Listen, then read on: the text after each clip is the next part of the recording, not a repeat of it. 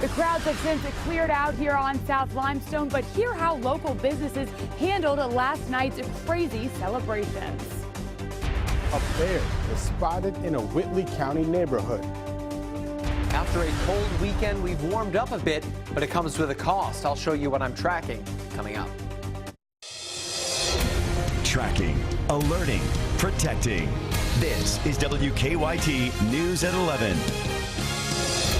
A Final Four rematch. Thanks for staying up with us. I'm Kristen Kennedy. Last night, Kentucky beat Notre Dame. Next up for the Cats, Wisconsin, a team they beat last year. Many UK fans did storm the streets last night, and local bar owners believe next weekend will be even crazier. Jordan Valine spoke to managers who have a plan in place to make sure fans don't get out of control. She has our top story. The light of day brought a much different look to South Limestone. Cars now replacing the fans who treaded upon the street the night before. I can only imagine it to get even busier the next weekend. Some of the busiest bars sit closed this Sunday, while others still open, still recovering from Saturday night. All these bars up and down the street are just one in, one out once the game starts. I mean, everybody's packed to capacity. And handling the crazy crowds. Trial and error, years, we've kind of figured it all out. Means having a plan. Man the doors, checking IDs, wristbanding people, just to make it easier on the servers and bartenders so they're not having to ID everybody. Signs of celebration still litter parts of the street here on South Limestone, and it's things like this that have caused the management at Pazos to change up their policies based on what they saw in the tournament of 2012. Plastic everything, no glass, gets out on the floor, just not even going to deal with that. As UK heads into the next round of the tournament, people are getting a lot more rowdy, getting a few more drinks in. He and his team are prepared for history to repeat itself. I suspect Final Four, there'll be just a sea of people, because I remember that from 2012. In Lexington, Jordan Valines, WKYT. The Cats have 6 days to rest up before they play Wisconsin. Many in the Big Blue Nation are preparing to head north with the team, cheering them on in Indianapolis. Reporters there say hotel rooms are tough to find right now, and tourism leaders say the city is trying to cash in on all this exposure. Regardless of what 4 teams show up here, those hotel rooms have been virtually sold out for weeks. The UK Alumni Association sent out emails today advertising packages including hotel rooms and tickets.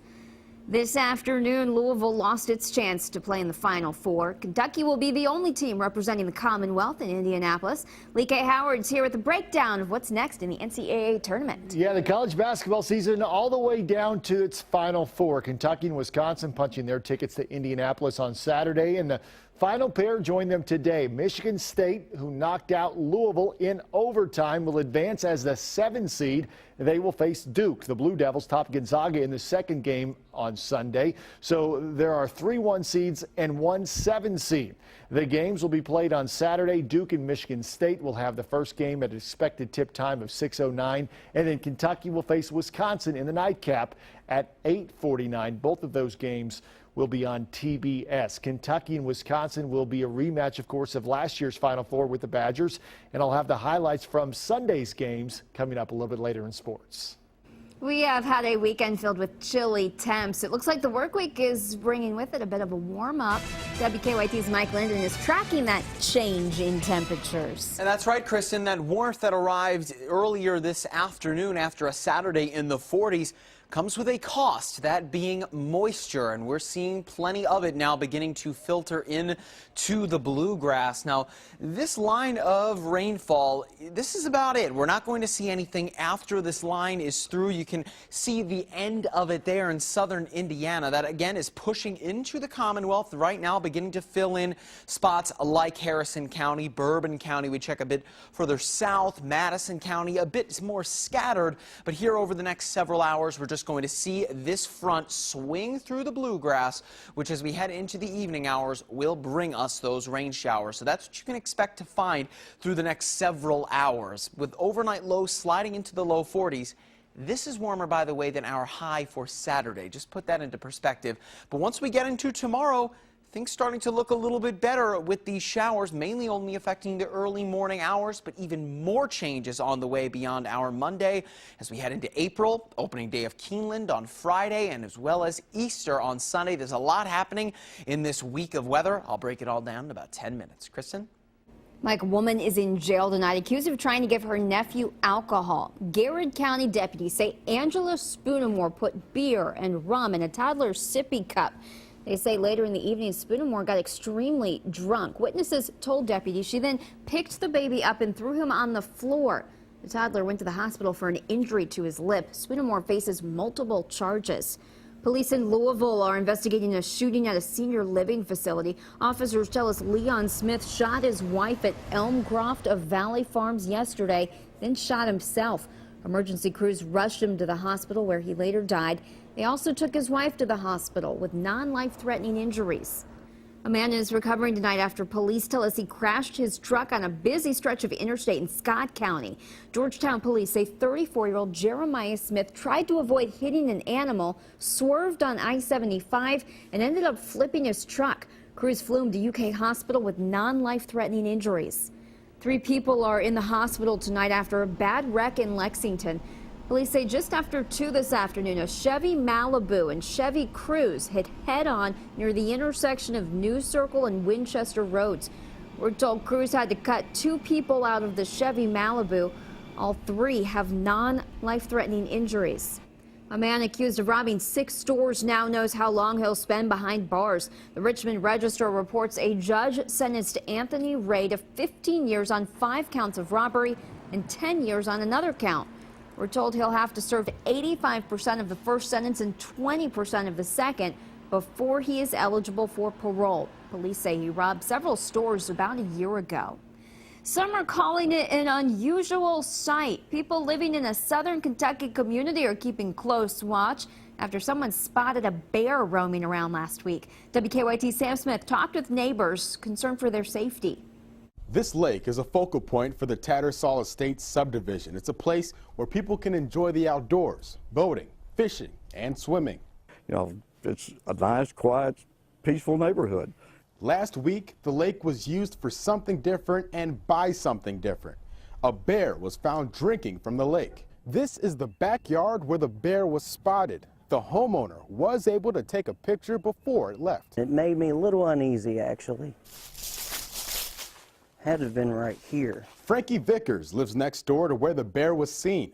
The subdivision is next to the National Forest, but a bear sighting is something some folks thought they'd never see. Just never expected one to be here. Not everyone's concerned, though. Roy Williams says it just comes with the territory. This is an area where we got a lot of wild animals. We see deer all the time and every kind of possum, whatever you going around. But so a bear doesn't really surprise me too much. Vickers and anyone else with pets outside will keep an eye out for the bear from now on. But now, where it's nighttime, I'll go out there with a flashlight just to make sure there's nothing out there that could harm them. In Corbin, Sam Smith, WKYT. Neighbors say the last bear sighting they had was last week. Indiana Governor Mike Pence is defending the state's new religious freedom law. Pence signed the bill into law Thursday, allowing business owners to turn away gay and lesbian customers. Adriana Diaz reports from Indianapolis. Indiana Governor Mike Pence showed no signs of backing down. I mean, this is not about discrimination. This is about protecting the religious liberty of every Hoosier, of every faith. But he says he would agree to legislation that clarifies the new law. But if the General Assembly in Indiana sends me a bill that adds a section that reiterates and amplifies and clarifies what the law really is and what it has been for the last 20 years, then I'm open to that. But we're not going to change this law. Indiana joins 19 states with freedom of religion laws. A dozen more have similar legislation pending. More than 700 protesters gathered at the state capitol Saturday to warn the new law would allow businesses the right to refuse to serve gays and lesbians for religious reasons. Cynthia Wilson has been serving soul food at her Indianapolis restaurant for 28 years. She's worried business could leave Indiana and hurt her bottom line. We want to be known as the inclusion state, not the exclusion state. The state's Chamber of Commerce calls the law unnecessary. Its CEO says the backlash was not unexpected or unprecedented, but is optimistic Indiana will continue to be a destination for business. Adriana Diaz, CBS News, Indianapolis. The protests come just a week before the Final Four games in Indianapolis. The NCAA released this statement, which in part reads, "The NCAA National Office and our members are deeply committed to providing an inclusive environment for all our events. We are especially concerned about how this legislation could affect our student athletes and employees." Crews found 2 bodies in the rubble of the building explosion in New York City. Police believe the 2 victims are the last people still missing in Thursday's explosion. One of the victims found today was on a date at a restaurant in one of 3 buildings leveled. The other victim was an employee there. Recovery crews do not expect to find any more victims in the rubble, but do plan to remain there a few more days. Today was difficult for families of the victims of Germanwings Flight 9525 plane crash. They visited the crash site today in France. All 150 people on board the plane died Tuesday when it went down in the French Alps. Investigators believe the co-pilot, Andreas Lubitz, intentionally crashed the plane after locking the pilot out of the cockpit. Investigators searched Lubitz's home this week and say they found evidence he had a medical condition and that a doctor declared him unfit to work.